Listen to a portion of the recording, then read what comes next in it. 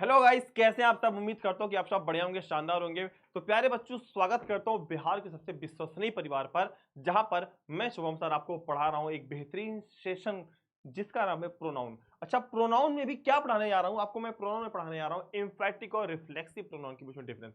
क्योंकि ऐसे बहुत से बच्चे होते हैं जिनको डिफरेंस नहीं पता होता है कि रिफ्लेक्सिव में और एम्फैटिक में डिफरेंस क्या होता है। अच्छा, रिफ्लेक्सिव और एम्फेटिक में कॉमन क्या होता है, तो सेल्फ और सेल्फ को लेकर बच्चे होते हैं हर साल कंफ्यूज। क्योंकि ऐसे बहुत सारी चीजें होती हैं जिन्हें हर बार बच्चों को सामना करना पड़ता है ऐसी मुसीबतों का कि सर सेल्फ या सेल्फ तो लगा दिया, बट एक्चुअल में यहाँ पे ये एम्फेटिक है या फिर ये है रिफ्लेक्सिव। तो स्वागत करता हूँ बिहार के सबसे विश्वसनीय परिवार पर। बेटा, सेशन को शुरुआत करने से पहले आपसे रिक्वेस्ट करता हूँ कि एक बार प्लीज सेशन को आप लोग लाइक सब्सक्राइब शेयर जरूर कर दीजिए, जिससे कि हर बच्चों तक ये वीडियो जरूर पहुंच जाए। और आपको मैं पढ़ाने आ रहा हूं एक शानदार क्लास के बारे में, एक शानदार टॉपिक के बारे में, जिसका नाम है एम्फैटिक वर्सेस रिफ्लेक्सिव। तो गाइस आइए शुरुआत करते हैं, लेकिन उससे पहले बताऊंगा थोड़ा सा, 1 मिनट का सेशन लूंगा आपका कि प्रोनाउन होता क्या है। तो दो चीजें बेटा मैंने आपको क्या बताई थी, दो चीजें ये बताई थी कि जो संज्ञा के स्थान पे प्रयुक्त हो, किसके स्थान पे, संज्ञा के स्थान पर जो प्रयुक्त शब्द होते हैं उसे हम क्या कहते हैं, प्रोनाउन कहते हैं। एक दूसरा क्या होता है, दूसरा हमारा ये होता है कि नाउन के रेपिटेशन को रोकने के लिए, नाउन के रेपिटेशन या नाउन के दोहराव को रोकने के लिए जिन शब्दों का यूज करते हैं वो हमारा क्या कहलाता है बच्चा, वो हमारा प्रोनाउन कहलाता है। ठीक है, तो प्रोनाउन। अच्छा, तीसरा आप ये समझ जाओ कि प्रो प्लस नाउन, प्रो का मतलब हो गया समर्थक, मतलब जो नाउन का समर्थन करे उसे क्या कहलाते हैं, उसे प्रोनाउन कहते हैं। ठीक है, तो सिंपल सा ये टॉपिक था। लेकिन हम बात करने वाले हैं प्रोनाउन के अंदर दो ऐसे टॉपिक की, जिसका नाम है रिफ्लेक्सिव, जिसका नाम है एम्फैटिक। ठीक है, जिसका नाम क्या है, जिसका नाम है हमारा रिफ्लेक्सिव, और दूसरे का नाम क्या है हमारा, एम्फैटिक। ठीक है, एम्फैटिक। अच्छा, दोनों में कॉमन क्या होता है, दोनों में कॉमन ये कि ये सेल्फ और सेल्फ प्रोनाउन है। तो इसी में डिफरेंस बताना है कि जब दोनों सेल्फ और सेल्फ प्रोनाउन है तो डिफरेंस कैसे करेंगे हम। आइए इस डिफरेंस को सीखते हैं आज आपसे एक छोटी सी वीडियो के माध्यम से। देखो बेटा, रिफ्लेक्सिव प्रोनाउन होता क्या है, इसे हम क्या बोलते हैं, इसे हम बोलते हैं निजवाचक सर्वनाम। अगर हिंदी की बात की जाए तो आपने हिंदी में पढ़ा होगा, इसे हम क्या बोलते हैं, इसे हम बोलते हैं निजवाचक सर्वनाम। ठीक है, तो रिफ्लेक्सिव प्रोनाउंस के बारे में देखेंगे कि वे प्रोनाउंस जिनमें सेल्फ या सेल्फ, कुछ लोग सेल्फेस पढ़ते हैं, बस सेल्फ जुड़े होते हैं, वो रिफ्लेक्सिव कहलाते हैं। इन प्रोनाउंस का प्रयोग खुद या स्वयं के लिए, किसके लिए, खुद या स्वयं या फिर अपने आप, अपने आप का भाव देने के लिए किया जाता है। इन रिफ्लेक्सिव प्रोनाउंस का प्रयोग तब किया जाता है जब क्रिया का प्रभाव वापस डोयर के ऊपर पड़ रहा हो। मतलब जब क्रिया का प्रभाव वापस किस पे पड़ रहा हो, सब्जेक्ट के ऊपर पड़ रहा हो। ठीक है, उसे हम रिफ्लेक्सिव प्रोनाउन कहते हैं। अच्छा, एक सिंपल शब्द में आइए देखते कैसे। देखिए, जैसे यहां पे आप ध्यान से देखेंगे, यहां पे क्या है, ही इज कर्सिंग हिमसेल्फ, वह अपने आप को, वह क्या कर रहा है, वह अपने आप को क्या कर रहा है, कर्सिंग का मतलब होता है श्राप दे रहा है। वह क्या कर रहा है बेटा, वह श्राप दे रहा है किसको, वह श्राप क्या कर रहा है, वह श्राप दे रहा है अपने आप को, वह श्राप दे रहा है अपने हिमसेल्फ।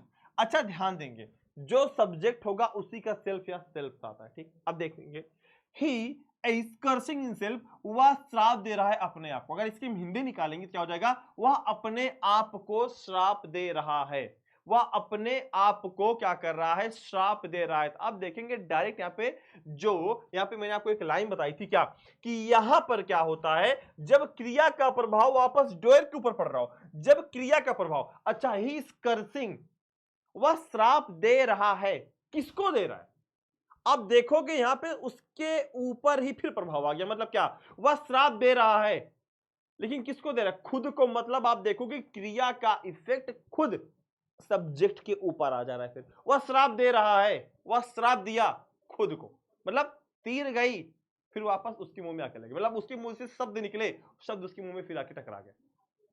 ही इज कर्सिंग, वह श्राप दे रहा है हिमसेल्फ, खुद को। तो इसी को हम बोलते हैं रिफ्लेक्सिव प्रोनाउन, निजवाचक। निजवाचक मतलब क्या, खुद को। मतलब जब क्रिया का प्रभाव, जब वर्ब का इफेक्ट कहा डायरेक्ट डोयर के ऊपर, डोयर का मतलब होता है डायरेक्ट सब्जेक्ट के ऊपर पड़ जाए, उसे हम क्या बोलते हैं, रिफ्लेक्सिव प्रोनाउन। अच्छा, यहां पे अगर ही है तो यहां पे हिमसेल्फ ही आएगा, माई सेल्फ नहीं आएगा। जो सब्जेक्ट होगा उसी का सेल्फ प्रोनाउन यहां पे आता है। एक चीज, जैसे I have made my self understand, मैंने खुद को समझा लिया, मैंने खुद को क्या किया, मैंने समझा लिया। I have made my self understand.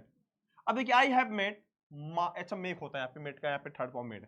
I have made my self understand, मैंने समझा लिया किसको, खुद को। तो यहाँ पे देखिए सब्जेक्ट का प्रभाव खुद इसके ऊपर पड़ रहा है, मतलब यहाँ पे क्रिया का प्रभाव खुद सब्जेक्ट के ऊपर, मतलब सब्जेक्ट समझा भी किसको रहा है, तो खुद को ही समझा रहा है। इसी को हम बोलते हैं रिफ्लेक्सिव प्रोनाउन। एक चीज और, सदैव आप एक चीज यहाँ पे देखेंगे रिफ्लेक्सिव में, सबसे बड़ी कॉमन चीज आप देखेंगे, सबसे बड़ा कॉमन फैक्टर ये होता है कि जो यहाँ पे रिफ्लेक्सिव होता है इसमें सब्जेक्ट से, सॉरी इसमें क्या होता है बच्चा, इसमें सब्जेक्ट से दूर क्या होता है, सेल्फ या सेल्फ प्रोनाउन होते हैं, सब्जेक्ट से दूर होता है।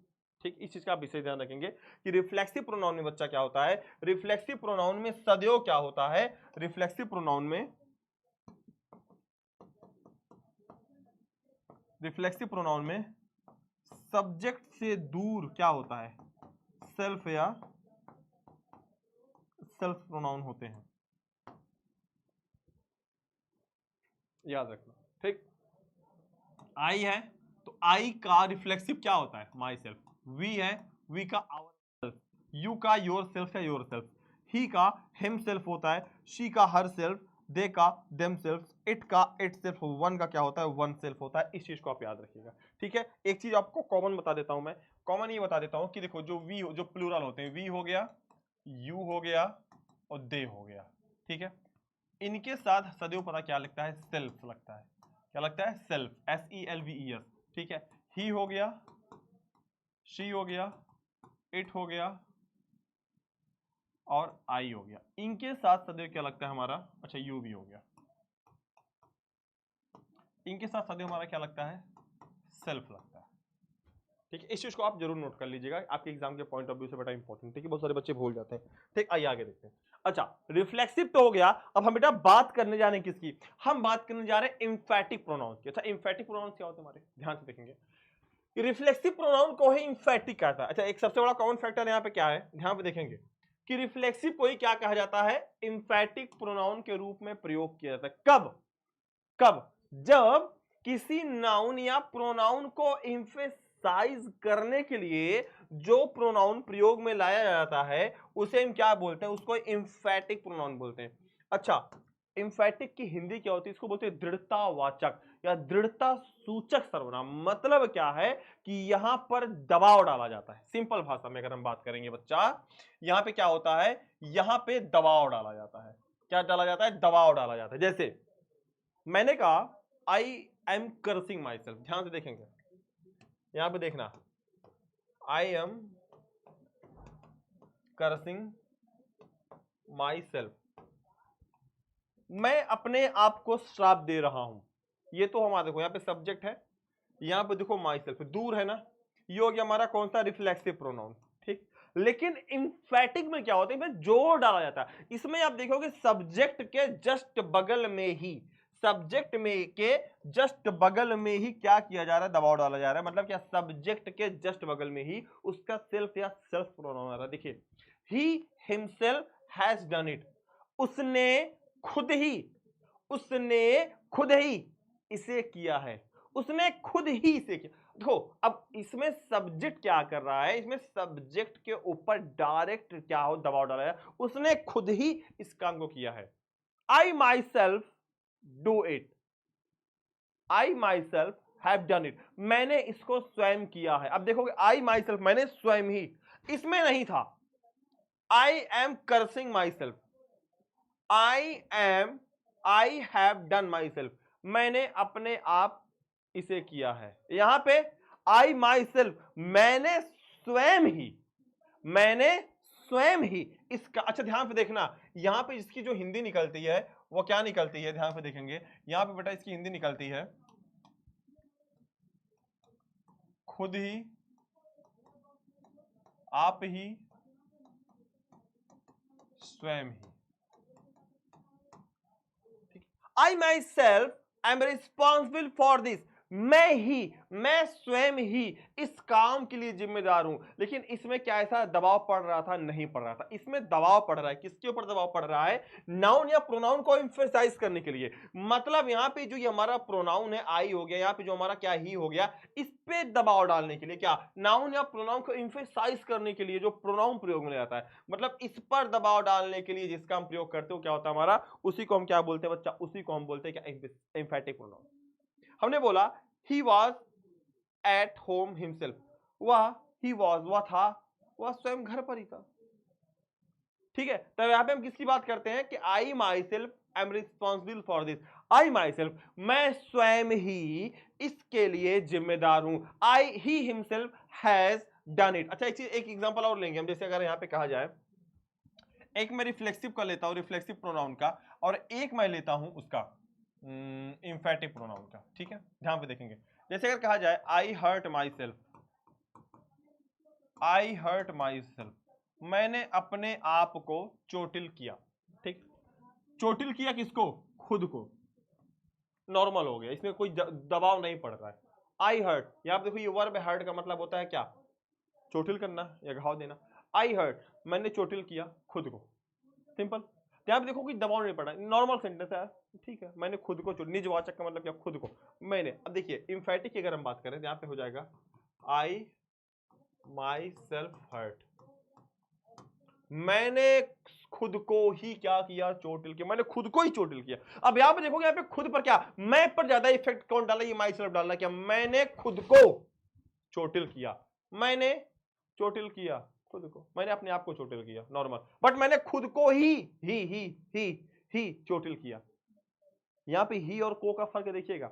मैंने अपने आप को चोटिल किया, मैंने स्वयं को ही या स्वयं को ही क्या किया? चोटिल किया। बेटा ये फर्क है। ठीक है, एक माइनर सा डिफरेंस क्या है कि जो हमारा क्या बोलते हैं इसको, हमारा जो हमारा रिफ्लेक्सिव होता है, इसमें कोई दबाव नहीं होता है। ये नॉर्मल सेंटेंस होते हैं हमारे। बस जैसे I hurt my self,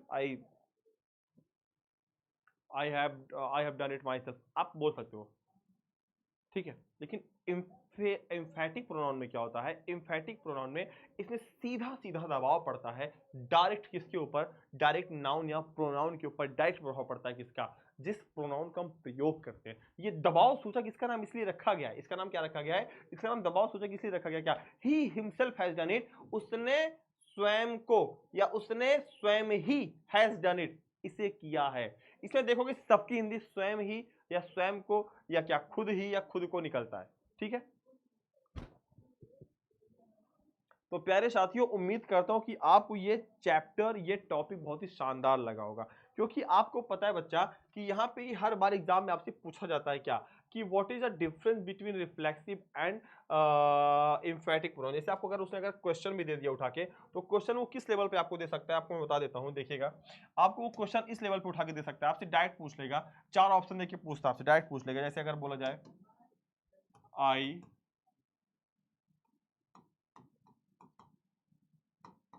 hurt my self, ठीक है, यहाँ पे वो अंडरलाइन करेगा, यहाँ पे वो माई सेल्फ को अंडरलाइन करेगा और 4 ऑप्शन आपको देगा। आपको दे देगा कि रिफ्लेक्सिव प्रोनाउन, एक दे देगा एम्फेटिक प्रोनाउन, एक दे देगा आपको पर्सनल प्रोनाउन, और एक आपको दे देगा इंट्रोगेटिव प्रोनाउन। बहुत सारे बच्चे अगर जिसको पता है तो बता देंगे क्या वो है रिफ्लेक्सिव प्रोनाउन। लेकिन अगर उसने एक क्वेश्चन और डाल दिया, I myself have done it. अब आपने माई सेल्फ देखा, क्योंकि आपके जो चार्ट है, आपके चार्ट में भी ये बताया गया है क्या, कि जो सेल्फ या सेल्फ प्रोनाउन होते हैं हमारे, वो हमेशा क्या होते हैं? आपने चार्ट में देखा होगा ना, सबसे लास्ट में यहाँ पे लिखा रहता है रिफ्लेक्सिव प्रोनाउन।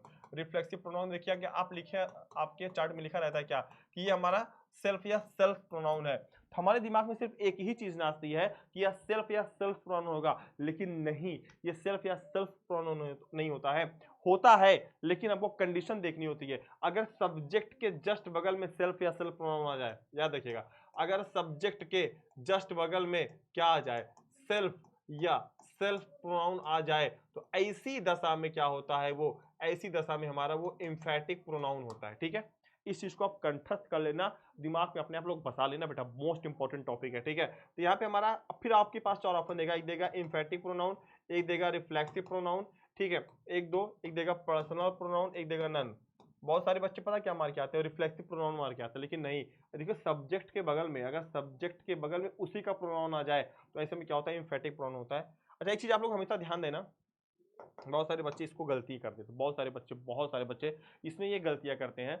वो ये गलतियां बेटा इसमें कर देते हैं कि वो सोचते हैं कि मतलब अगर आई है तो यहाँ पे हम कुछ भी सेल्फ लगा देंगे। देखो बेटा, जो सब्जेक्ट होगा उसी सब्जेक्ट का सेल्फ या सेल्फ प्रोनाउन आता है। इस चीज को आप लोग कॉपी में नोट कर लेना अपने, ठीक है। आई है तो यहाँ पे माई सेल्फ आएगा, वी है तो यहाँ पे आवर सेल्फ आएगा, ही है तो यहाँ पे हिम सेल्फ आएगा, शी है तो यहाँ पे हर सेल्फ, दे है तो यहाँ पे देम सेल्फ आता है, ठीक है।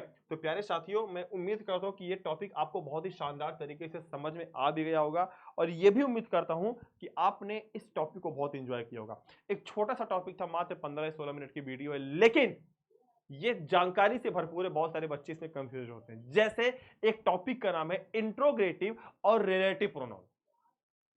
जैसे एक टॉपिक है इंट्रोगेटिव वर्सेस रिलेटिव प्रोनाउन, तो दोनों में WH है, लेकिन दोनों में WH टाइप, लेकिन बहुत सारे बच्चे इसमें कंफ्यूज रहते हैं कि सर यहाँ पे रिलेटिव कब होता है, कब इंट्रोगेटिव होता है। तो ऐसे ही अगले एक शानदार वीडियो में मिलूंगा आपको रिलेटिव वर्सेस इंट्रोगेटिव को लेकर। तब तक के लिए आप सभी अपना ध्यान रखिए, और हाँ, जाते जाते मेरे एक क्वेश्चन का जवाब जरूर देकर जाएंगे सभी बच्चे। आपसे एक मैं क्वेश्चन पूछता हूँ, सारे बच्चे इसका जवाब देंगे मुझे। यहाँ पे आप ये बताएंगे,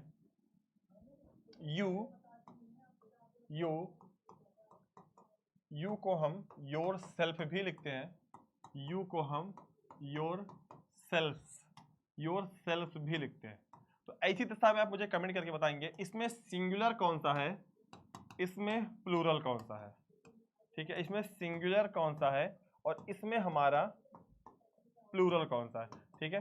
सारे बच्चे जरूर कमेंट करेंगे और मैं आपकी इस प्यारे से कमेंट का इंतजार करूंगा। अगर आप भी चाहते हैं कि सर इसका एक अगला पार्ट, इसका एक अगला टॉपिक हमारे बीच में आए रिलेटिव और इंट्रोगेटिव को लेकर, तो प्लीज गाइस कमेंट करिएगा। बहुत ही जल्द आपकी सेंटेंस और वॉइस की भी वीडियोस बहुत जल्दी आपके बीच में लाने वाला हूं। तब तक के लिए आप सभी अपना रखिए ध्यान, मस्त रहें, स्वस्थ रहें, और कमेंट जरूर करना, इस क्वेश्चन का आंसर रिप्लाई करूंगा। तब तक के लिए आप सभी को बहुत बहुत धन्यवाद, नमस्कार।